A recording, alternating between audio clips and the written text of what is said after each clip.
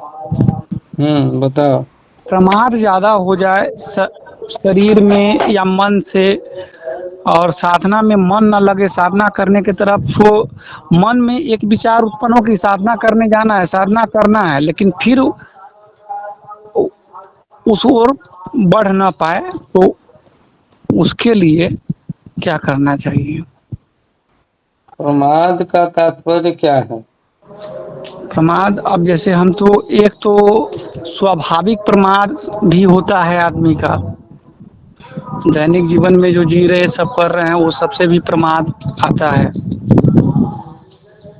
दूसरा, हम दवा खाते हैं तो उससे भी ज़्यादा आलस से ये सब शरीर में बन जाता है कार्बन।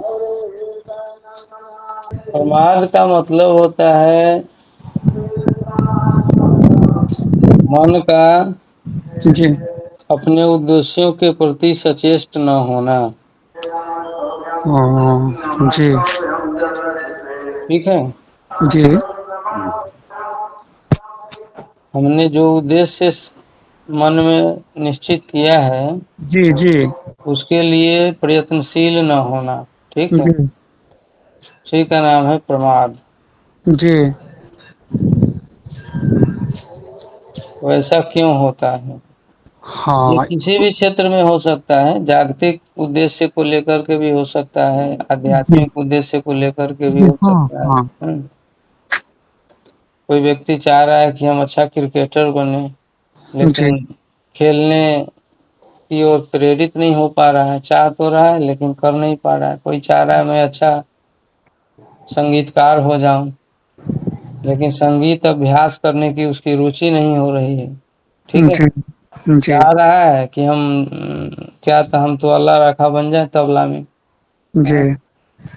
लेकिन वो तबला बजाने की उसकी अभिरुचि नहीं अंदर से पैदा हो रही है, जी। और इच्छा बहुत प्रबल है कि हम ऐसा करें। जी। तो इसके निवारण के लिए सबसे बेहतर जो उपाय है जी। वह है संग। हाँ? संग। संग। हाँ? जी। वैसे लोगों का संग किया जाए जी। जो उसी उद्देश्य को धारण करते हैं। जी। जैसे कोई व्यक्ति क्रिकेट खेलने वाला है, जी। तो वह क्रिकेट के खिलाड़ी जो हैं उनका संग करे। जी। संग से क्या होता है कि एक जो है प्रेरणा जगती है। जी। बहुत लोग होते हैं कि भाई जब क्रिकेट का मैच देखते हैं तो उनके अंदर भी खेलने की जो है सो अभिरुचि जग जाती है। जी। तबला प्लेयर है, तबला जब सुनते हैं तो उनको भी मन में हो जाता है हम भी थोड़ा, अगर बजाने का अगर है अभ्यासी है और प्रमादवश नहीं बजा पा रहा है तो उसको भी होता है कि भाई 2 मिनट बजा ले, है ना। जी। तो संग का बड़ा आवश्यक है, इसीलिए हमारे शास्त्रों में कहा गया है कि सठ सुधरहि सत्संगति पाई। हाँ?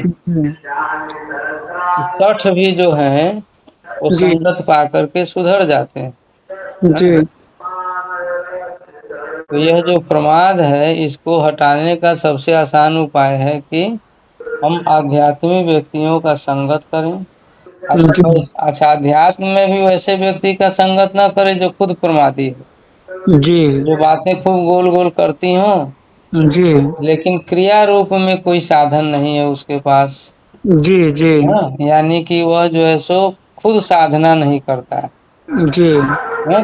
यानी साधन कर्म जो नहीं करता है, जी। वो केवल मौखिक वाचिक जो है सो वो सत्संग दिखाता है। हाँ? तो उसके संग करने से भी कोई प्रभाव नहीं होगा। जी। जब करते हुए हम देखेंगे, अब लाइब्रेरी में जाते हैं तो क्या होता है, सभी बच्चे देखते हैं कि भाई बैठ के पढ़ाई कर रहे हैं, किसी से बात करना अगर चाहेंगे तो वो खुद ही जो है सो उन्मुख नहीं होगा, वो कहेगा अरे पढ़ाई पर ध्यान दो, हाँ, हल्ला मत करो, डिस्टर्ब मत करो। जी। तो वहाँ क्या होता है, मन जब देखता है कि भाई कोई मेरे रुचि का व्यक्ति है नहीं, बात करने वाला कोई है नहीं, कोई उसमें संलग्न नहीं होना चाह रहा है, जी। तो फिर मन अंततोगत्वा जो है सो वो प्रेरित होकर के वह भी पढ़ने लगता है। तो जो व्यक्ति अपना साधन कर्म करने में सचेष्ट हैं, ठीक, तत्पर हैं, ऐसे साधक के साथ संग करने से या जो ऐसे सिद्ध गण हैं उनका संग करने से ये प्रमाद जो है सो बहुत ही शीघ्र नष्ट हो जाता है। जी।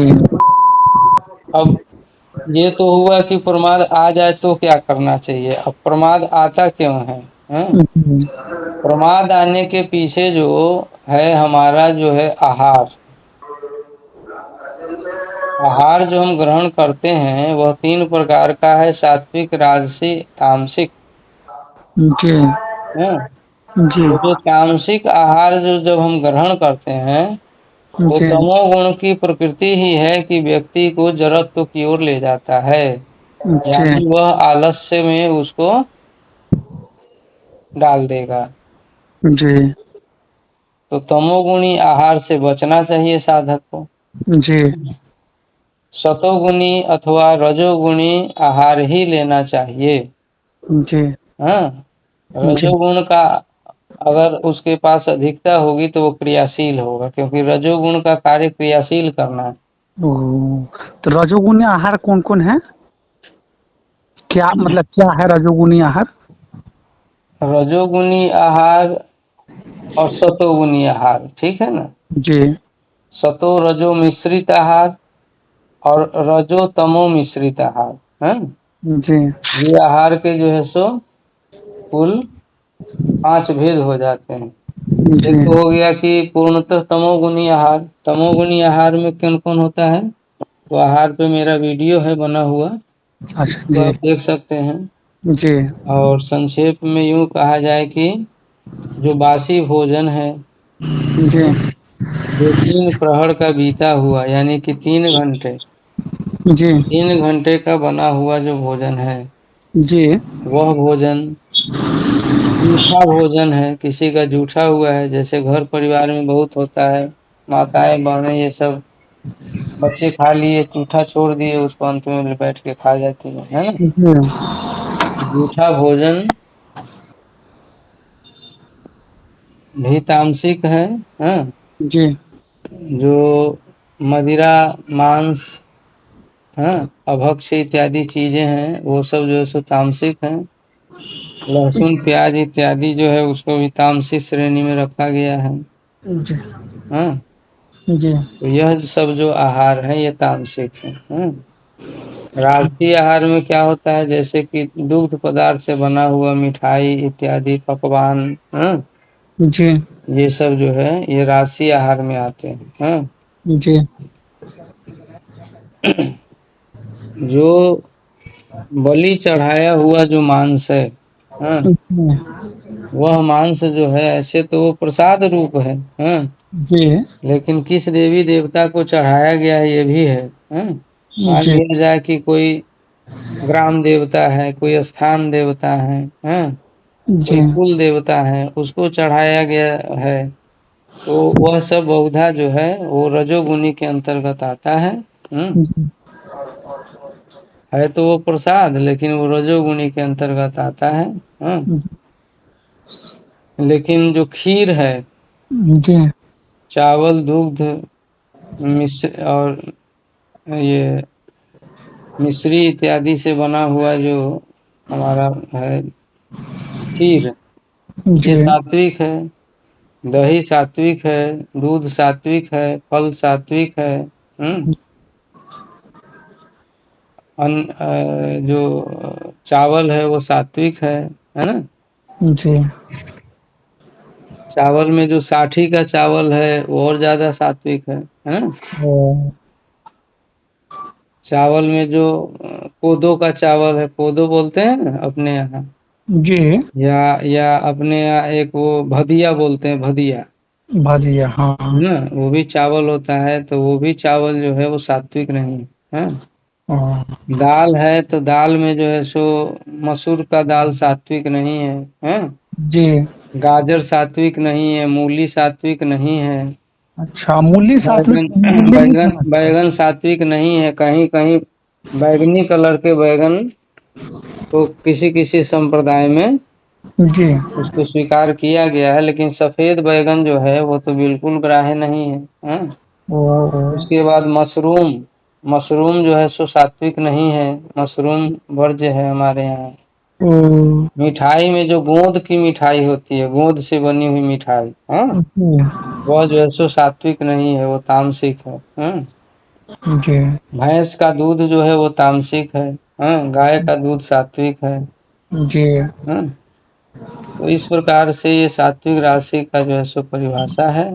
जिस प्रकार के आहार अति अति उष्ण तीक्ष्ण रुक्ष, रुक्ष जी। विदाहीन, मतलब जिसको खाने से बहुत जलन हो जाए, है ना, जी। बहुत स्पाइसी मिर्च मसाला ये सब युक्त जो भोजन है, यह जी। भी राजसी है।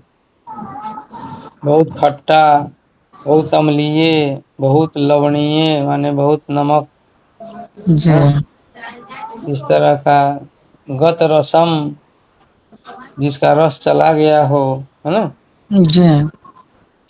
मतलब बहुत भूजा इत्यादि जो होता है, जिसको भून देते हैं, रोस्ट कर देते हैं, जी। तो उसके अंदर से जो जल तत्व है वो निकल जाता है। तो उसको बोलते हैं रुक्ष। हाँ? ये जो रुक्ष आहार है, हाँ, यह भी राजसी होता है। हाँ? जी। तो इस प्रकार से आहार का अलग अलग वर्गीकरण किया गया है। हाँ? और इसके बाद जो है सो इसके और भी वर्गीकरण है आहार पे। हाँ? कि भाई आहार किस रीति से प्राप्त हो रहा है, मतलब आहार जो आप जो अन्न भोजन दूध चावल जो भी आप चीजें खरीद के ला रहे हैं, हाँ, जी। उसको खरीदने के लिए जो पैसा है वो आपने किस प्रकार से उपार्जित किया। जी। अगर वो जो है सो अधर्माचरण से उपार्जित है जी। तो वह भी जो है सो विपरीत फल देने वाला है। हाँ? जी। तो आहार आप जुटाए किस उससे, आहार जो आप बना रहे हैं पका रहे हैं, तो पकाने के समय जो है सो पकाने वाले का क्या चिंतन है, जी। परोसने वाला जो ला रहा है वहां से आपके पास परोस रहा है उसका क्या चिंतन है, जी। और अल्टीमेटली खाने वाला खाते समय किस विषय का चिंतन करते हुए उसको खा रहा है। जी।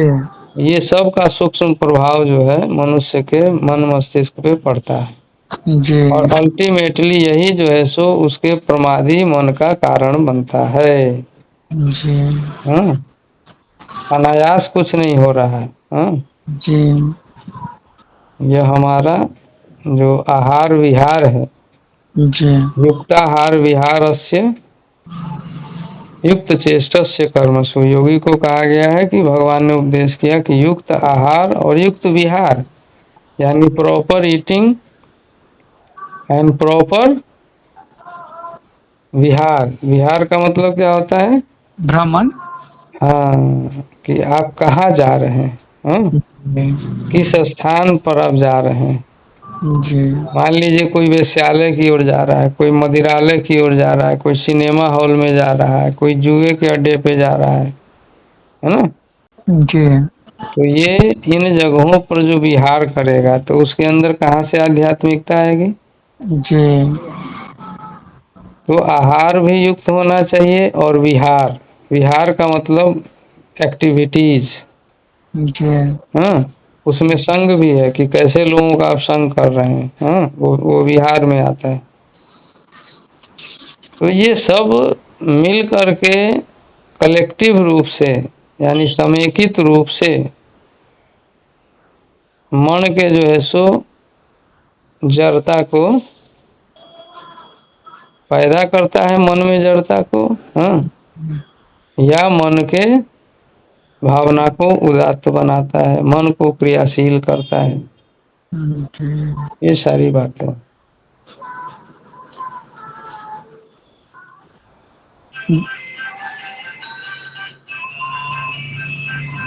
हम तो दवा खाते हैं, दवा तो आपको भेजे हुए थे ना उसका फोटो। हम्म।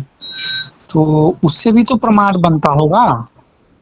हाँ, जो कुछ दवाएं जो हैं जो मन पे असर करने वाली हैं, जो साइकियाट्रिक चिकित्सक लोग जो लिखते हैं, जी उसमें ज़्यादातर दवाएं जो होती हैं वो क्या करती हैं कि हमारे मन में जो है सो जो अत्यधिक चिंतन है उसको रोक देती है ना। जी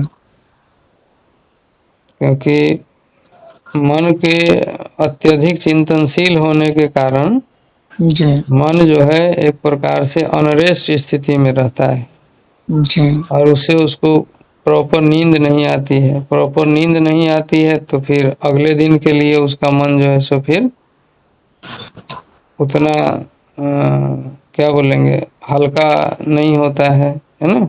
जी मन भारी सा रहता है, उसमें भारीपन आ जाता है, जी शरीर में पाचन इत्यादि सही से नहीं होता है, शरीर में दुर्बलता आने लगती है। तो नींद तो बहुत नैसर्गिक आवश्यकता है, हाँ। जी इसलिए योगी को भी लिखा हुआ है कि प्रॉपर नींद लेना है। भगवान ने कहा है कि न अधिक सोने वाले का नींद जो है सुयोग सत्ता है और न कम सोने वाले का नींद योग सत्ता है। जी इसलिए शयन और जागरण यह भी जो है सो युक्त होना चाहिए। युक्त स्वप्नावबोधस्स। तो स्वप्न और बोध यानी कि निद्रा और जागरण ये दोनों भी युक्त होना चाहिए। इस प्रकार अगर एक उपाय तो यह भी है कि प्रमाद को दूर करने के लिए मुझे जो लगा है कि एक नियम बना ले कि हमको 1 घंटा या आधा घंटा इतने बजे से बैठ के हमको जप करना है। तो करते तो प्रमाद वही तो है, जप ही नहीं करने देगा ना, नियम तो बन गया जी। हाँ, लेकिन वो जप करने के लिए उद्यमशील ही नहीं होने देगा ना, यही तो प्रमाद है और क्या है। जी वही चीज हमारे साथ है ज्यादा। पुस्तक पढ़ते हैं, नियम बना लेने से थोड़ी हुआ, नियम पर चलने दे मन तब तो। नियम बना लेते हैं लेकिन यही नहीं कर पाते, एग्जीक्यूट नहीं कर पाते हैं, तो चल नहीं पाते हैं। एक दिन करते हैं, दूसरा दिन फिर टूट जाता है, 2 दिन करते हैं, तीसरा दिन टूट जाता है। हाँ, तो उसके लिए संग आवश्यक है जी। इसीलिए ना साधक लोग साधकों के साथ रहते हैं, उसी के साथ रहते। अब गुरुकुल में क्या होता है, सब पढ़ने वाले बच्चे हैं, सब उसके साथ रहते हैं, एक साथ रहते हैं, एक साथ पढ़ते हैं। अब किसी का मन में जो है सो कोई प्रमाद भी है तो संग के कारण वो कार्य करना पड़ता है। जी अकेले रहेगा तो हो सकता है कि वो कार्य न करे, वो ना करे, हाँ कहे कि छोड़ो कल होगा। लेकिन जब सब कर रहे हैं तो बाध्यता है, करनी पड़ेगी भाई। जी। तो इसलिए जो है ये सब ज्ञान जो है पहले प्राचीन काल में गुरु के सानिध्य में रह के किया जाता था, हाँ। और वहाँ खान पान सब कुछ शास्त्रोक्त होता था, इसलिए भी प्रमाद का कोई विशेष स्थान होता नहीं था, हाँ। हाँ, अत्यधिक भोजन करना भी प्रमाद को बढ़ाता है, ये भी बात है। अत्यधिक भोजन कर लेने से भी आलस्य हो जाता है। जी।